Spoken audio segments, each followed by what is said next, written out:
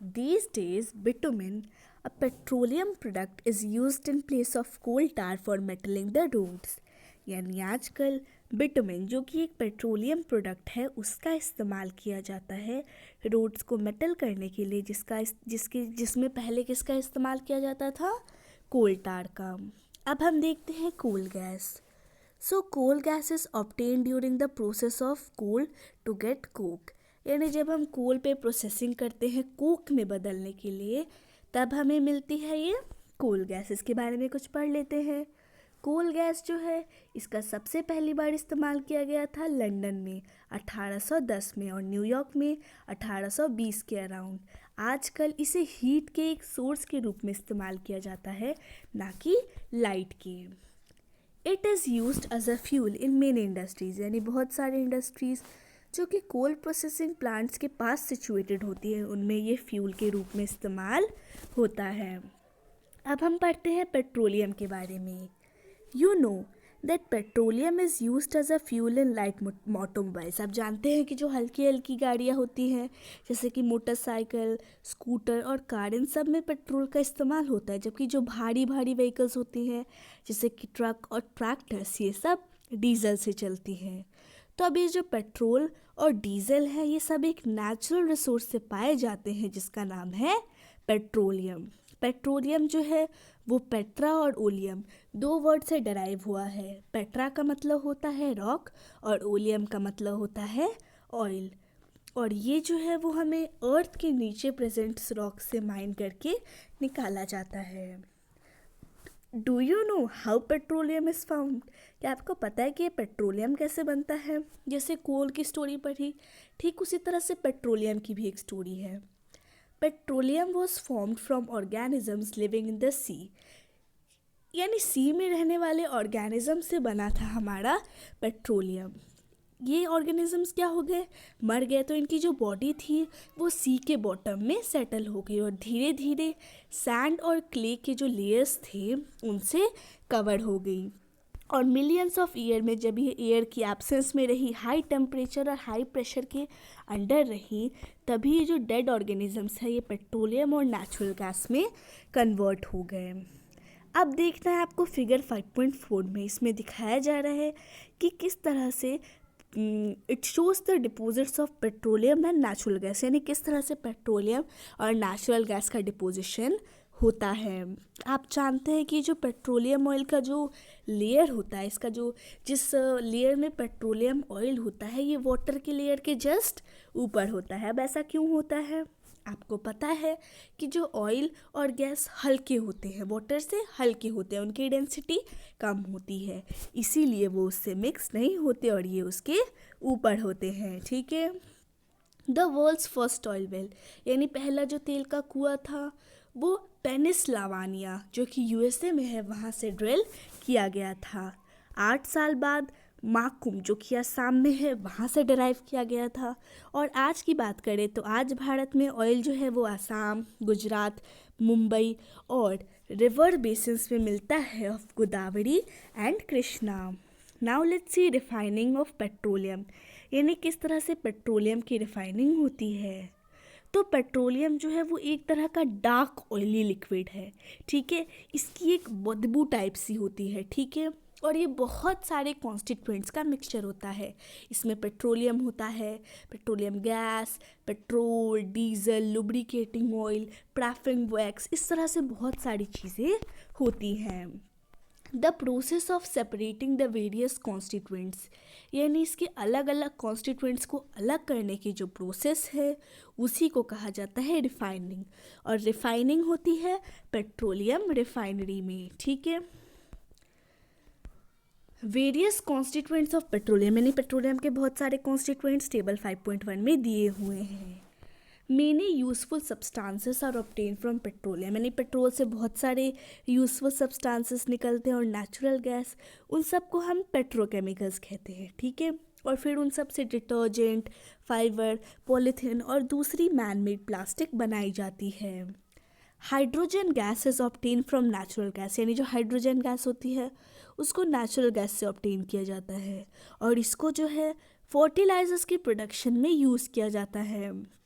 अब इसकी बहुत ही ज़्यादा कमर्शियल इम्पोर्टेंस है। पेट्रोलियम की कितना यूज़फुल है हमारे लिए, इसीलिए इसे ब्लैक गोल्ड या काला सोना कहा जाता है। अब हम पढ़ते हैं नेचुरल गैस के बारे में। तो नेचुरल गैस जो है वो बहुत ही इम्पोर्टेंट फॉसिल फ्यूल है। क्यों? क्योंकि इसको ना पाइप्स के थ्रू ट्रांसपोर्ट किया जाता है। ट्रांसपोर्टेशन जो है वो बड़ा ही इजी होता है। इसको हाई प्रेशर के अंदर स्टोर किया जाता है कंप्रेस करके, इसीलिए इसे कहा जाता है कंप्रेस नेचुरल गैस यानी कि सीएनजी। और इस सीएनजी का इस्तेमाल किसके लिए किया जाता है? पावर जनरेशन के लिए। और इसे फ्यूल के रूप में यूज़ किया जाता है व्हीकल्स को ट्रांसपोर्ट करने के लिए। क्यों? क्योंकि ये लेस पोल्यूटिंग है और साथ ही साथ ये क्लीनर फ्यूल यानी साफ फ्यूल है। अब हम देखते हैं वेरियस कॉन्स्टिट्यूएंट्स ऑफ पेट्रोलियम, यानी पेट्रोलियम से क्या क्या मिलता है और उनके क्या क्या यूज़ है। सबसे पहला है एलपीजी। तो एलपीजी जो है उसको हम घर और इंडस्ट्री में फ्यूल के रूप में इस्तेमाल करते हैं। फिर है पेट्रोल।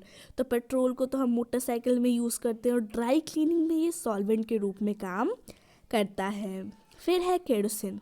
तो केरोसिन जो है वो स्टोव्स, लैम्प्स और जेट एयरक्राफ्ट्स के लिए फ्यूल की तरह काम करता है। फिर है डीजल।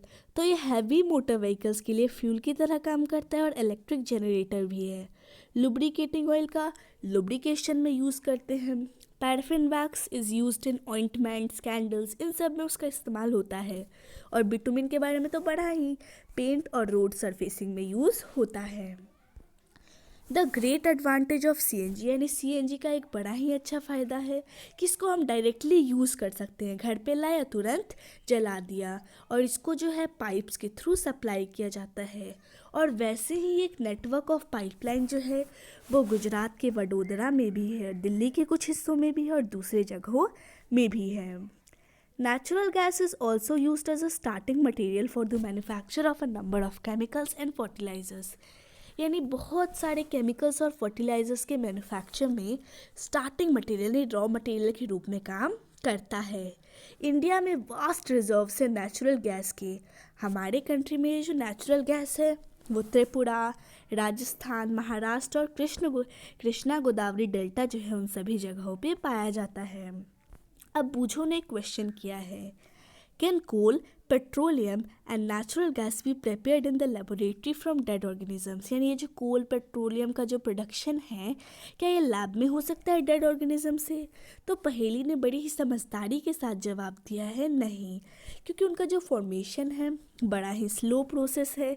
कुछ स्पेशल कंडीशंस चाहिए उनके फॉर्मेशन के लिए जो कि लेबोरेटरी में नहीं हो सकती हैं। ठीक है, now let's see some natural resources are limited. यानी कुछ जो नेचुरल रिसोर्सेस होते हैं वो लिमिटेड होते हैं। शुरुआती में हमने पढ़ा था कि हमारे आसपास कुछ नेचुरल रिसोर्सेस हैं, उनमें से कुछ जो होते हैं वो एग्जॉस्टिबल होते हैं और कुछ जो होते हैं वो इनएग्जॉस्टिबल होते हैं। एग्जॉस्टिबल के बारे में तो हमने पढ़ लिया कि फॉसिल फ्यूल्स, फॉरेस्ट, मिनरल्स ये सब एग्जॉस्टिबल हैं। हम ये भी जानते हैं कि ये जो कोल और पेट्रोलियम है ये फॉसिल फ्यूल्स हैं। Dead organisms millions of years तक जब कॉम्प्रेस्ड रहते हैं फिर वो इन फ्यूल्स में कन्वर्ट होते हैं। दूसरी तरफ अगर हम दूसरी चीज़ों की बात करें तो वो तो कुछ ही सालों में प्रोड्यूस हो जाती हैं।